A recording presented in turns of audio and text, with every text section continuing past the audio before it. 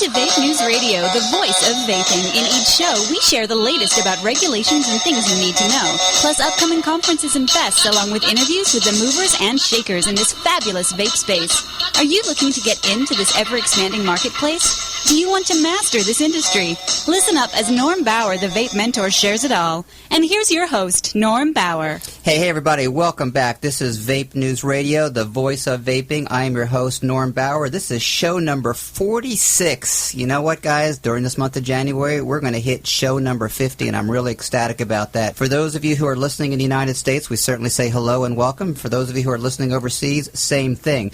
I want to introduce you to a new sponsor of the show, and, you know, I try to be selective about who I try to do business with, and I want to introduce you to Venture Capital. You know, if you're looking for money to grow your business or get new equipment, ramp up your marketing inventory, or expand your space, these are the guys to talk to. For as long as I've been in business, and especially in this vaping business, I found that getting a loan was next to impossible. Banks are going to turn you down, and going to family and friends can be a little bit tricky and challenging. But Nick Bentley and Venturi have basically funded dozens of stores, both startups and for expansion. If you have a shop now, you don't even need good credit, so check that out. Nick and Venturi recently teamed up with Kevin Harrington, a name you may know is one of the sharks on one of my favorite TV shows, Shark Tank.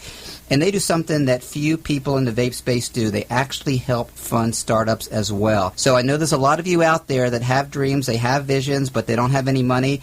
And the question is, how fast can Venturi move? Well, you know, how's 24 hours? Is that quick enough for you? Give them a call at 844-836-8879. Tell them you heard about this through Vape News Radio, and they're going to send you a special report on how Vape Shapes owners that are doing it right and crushing it in this growing industry. Once again, that toll-free number is 844-836-8897. Wow, didn't know I could play the harpsichord. Yeah, I thought I'd throw in something for you there. Okay, we're going to get on to our topic of the day. I don't usually have live guests in our studio, but we do today. We actually have two. And as again, I've mentioned before, the Enjoy collection, which is basically Enjoy is I call them medium tobacco, even though they really aren't. Enjoy is a manufacturer of e-cigarettes. They are definitely innovative, definitely, you know, movers and shakers outside the box, and they were the first ones to actually roll out 10 flavors of e-liquids that they put into the C-stores, which you see them everywhere, and they also created something that's very, very cool, and it's called the Artist Collection. We're going to talk to one of the artists in mind, and we're also going to be here with Joshua from Craft Vapery, who's the exclusive distributor, but first, let me introduce you to Randy Freer. Hello. All right, so Randy, we'll go ahead and pop a little bit closer to that microphone. All right. So tell us about your experience in vaping, how long you've been doing it, were you a smoker? Oh, yeah, absolutely was a smoker. I pack a day for almost 30 years. Started vaping just about 3 years ago, so still, I guess, fairly new to the industry. And so did you right away decide that you thought, hell, I can make this stuff, right? When I started, there was a lack of resources. There was a lot of new product coming out, but availability was a big issue. And my inherent nature is when I can't get something, I just delve into it and kind of go after creating it myself. Good for you. So this is what year that you started this? 2013. Okay, so basically this is your third year that you're going on right now. Yeah. So share your experience of how you started, you know, growing your e-liquid company, and how in the world did you ever get on the radar of a company of the stature of Enjoy? I kind of trying to figure that out myself.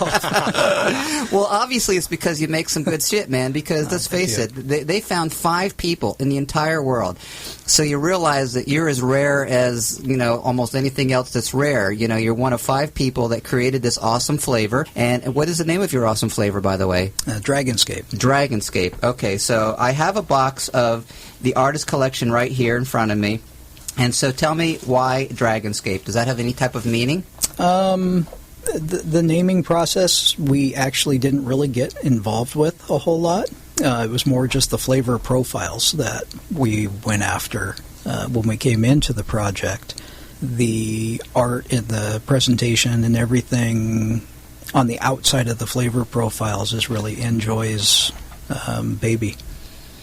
Can I interrupt? Just as I'm the engineer, I'm just speaking up because I got to say, this is the coolest looking packaging I've ever seen. This is awesome packaging. This is beautiful stuff. I feel like it's in a box, looks like a cigar box, and you open it up, and then there's individually wrapped very attractive-looking little boxes and cool graphics and everything. I thought I was looking at, like, specialty teas or little single malt whiskeys or other. I mean, it had that kind of feel to it. I had no idea what it was until you opened it up here. And so for those of you who are watching on YouTube, basically I'm holding up one of Randy's flavors. And all right, so that's an interesting point because Randy and I were talking before about the world of vaping and the world of e-liquids and how it's now, I'm not going to say it's gravitating towards, but it's certainly engaging a lot of what we call connoisseurs. And you agree with that, don't you? Absolutely. Yeah, I love seeing it come, too.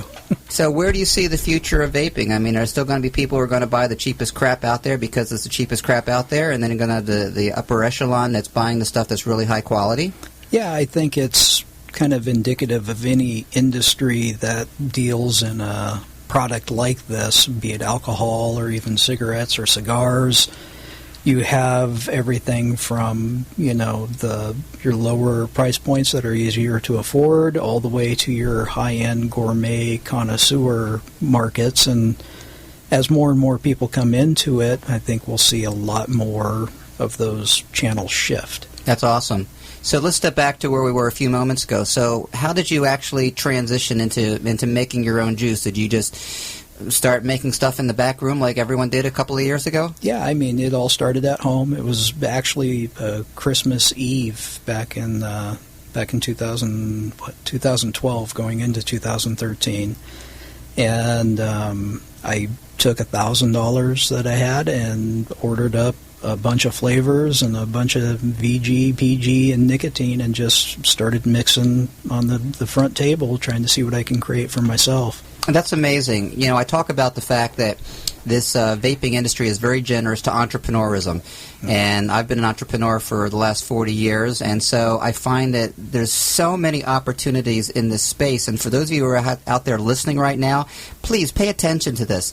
It's great that you have passion for what you do. It's great that you quit smoking after years or decades, and it's great that you want to now change the world. Well, the truth is it can be done, but you have to have some luck. You have to be in the right place at the right time, and you also have to have a little bit of a strategic direction behind it. So walk us through the process of, making this in your back room to what the next steps have been, because there's a lot of people out there who have this vision and they think that, all you got to do is buy some stuff and buy some nicotine and buy some flavoring, and suddenly you start putting stuff together. And people don't realize that it's more challenging, especially today, because I've watched the proliferation of e-liquid companies, and it's growing exponentially. Yes. And particularly, how did you learn to do this packaging? This looks like it's he didn't do the packaging. This is Enjoy. This is totally the company. Well, I want to hear about that, because this looks beyond anything I've seen you guys bring in. Let's get back to the liquids. How did you start generating the activity on your business? It just started by making stuff for myself and going back and forth into VapeRev, the store that I was going into at that time, and having people there that I trusted and helped me to grow into what into the world of vaping, and just coming from a side that was sheer novice. I had no idea, and it was delving into forums and delving into the internet and kind of trying to decipher where the quality levels were, because for me, one of the things I always try to do is bring the best quality that's available. That's awesome. Yeah. So basically, you found a distributor through VapeRev, which, by the way, is a company I also respect and has a lot of some huge potential, and they've already realized a lot of growth. And so they were your primary outlet for distribution of your P.O.E.Ts? Yeah. And so an odd name, P.O.E.Ts, I'm sure people ask you all the time. Tell us again where it came from. It's actually been in fruition for quite a few years. Before e-liquids, we messed around with custom guitars, custom amps, custom knife making. So it's always been a pursuit of excellence in tone or taste, or you kept everything except for the tea. You modified that as you needed to. Exactly. That's awesome. So I'm going to go ahead and introduce everyone to Josh with Craft Vapory. And Josh, thanks for sticking around here. Sure. All right, so tell us about your experience, because you and I shared an interesting conversation about what got you into vaping as well. Okay, so I was first off, from a personal level, I have emphysema, and that's really what drove me to, needing an alternative. So I left the doctor's office and the diagnosis, smoked a pack of cigarettes, not really knowing what to do, and a couple of weeks later, the CEO of SafeSig, the first real sort of e-cig brand in the U.S., slid a starter kit across the table to me, and that was my intro. And the light bulb went off, and I ultimately became the chief marketing officer for SafeSig. I became that passionate about it that it was, it was a life-changing kind of moment for me. It was a way out of my addiction to cigarettes, and at the time, my thoughts were it was a way out of the progressive degeneration of my lungs through, COPD and emphysema. So, had you continued to smoke, it would have eventually killed you. Absolutely. And it killed my father, and yet that wasn't enough motivation for me to, to not smoke in the first place. It's a highly addictive thing. So for me, it was a health thing. And then once the light bulb went off, it was an area that I was really able to apply a mix of passion and my business experience and find some really good success, in the space. So fast forward, after SafeSig's demise, I found myself kind of curating for my friends. So I would go from vape shop to vape shop to vape shop with a notebook, and I would, I'd have Norm written in there and Randy written in there, and I'd have your flavor profile written down and what I got for you the last week. And when that notebook was a little out of control, I sort of looked at, some friends who are in the venture capital space and said, this is a business. I mean, I spend every weekend kind of curating people's vape experience for them. This is the same experience that I would expect to get from a high-end shop like VapeRev. And I think most vapors are kind of missing out on this experience, so how do we bring that to the mass market? And that's how Craft Vapory was born. So we started a subscription program where essentially my trained, team of expert curators could help you to decipher what was good and what was bad, help you to kind of vet what was out there, and, in terms of quality. We actually worked for months with VapeRev to be able to carry P.O.E.T specifically.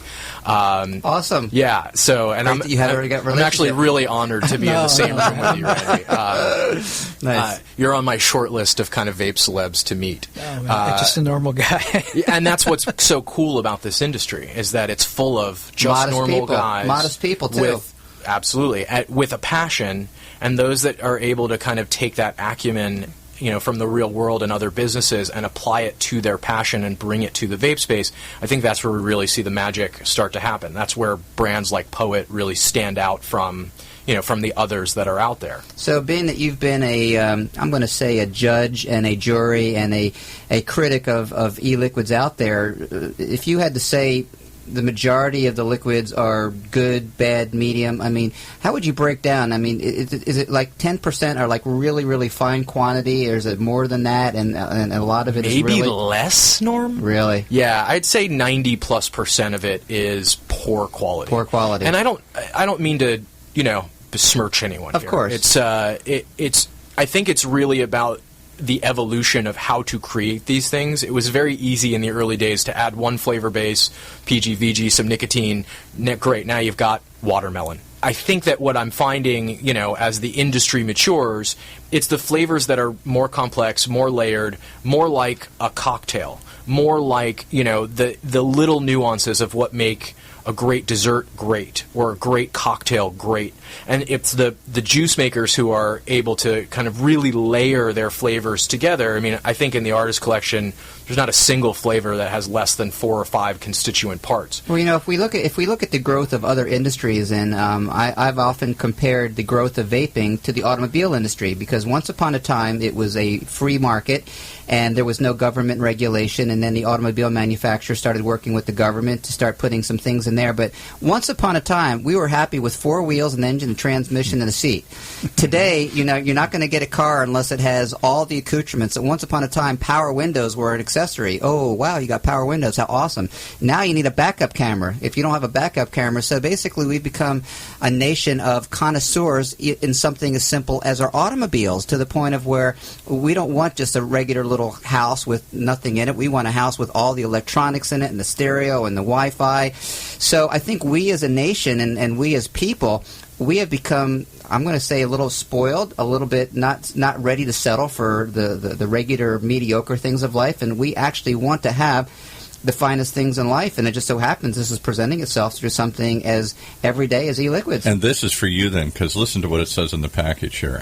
I'm enamored looking at the package here. A sophisticated suite of masterful taste sensations, pushing the limits of experiential flavor indulgence. Oh my goodness! What language? What flowery You didn't write that, did you, Randy? Is that what you had in mind, Randy, when you did this? You said, "I see all that."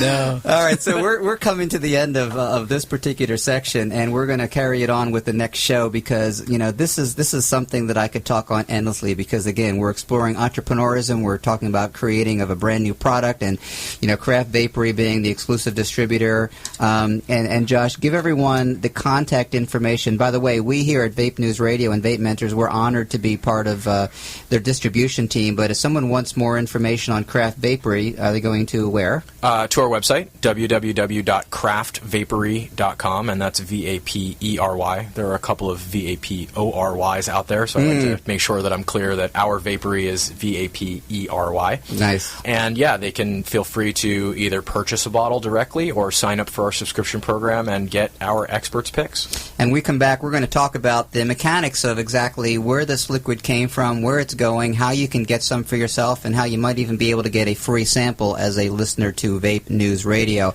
Do not go away. This is show number 46. This is Vape News Radio. Norm Bauer, the voice of vaping. We're going to be right back.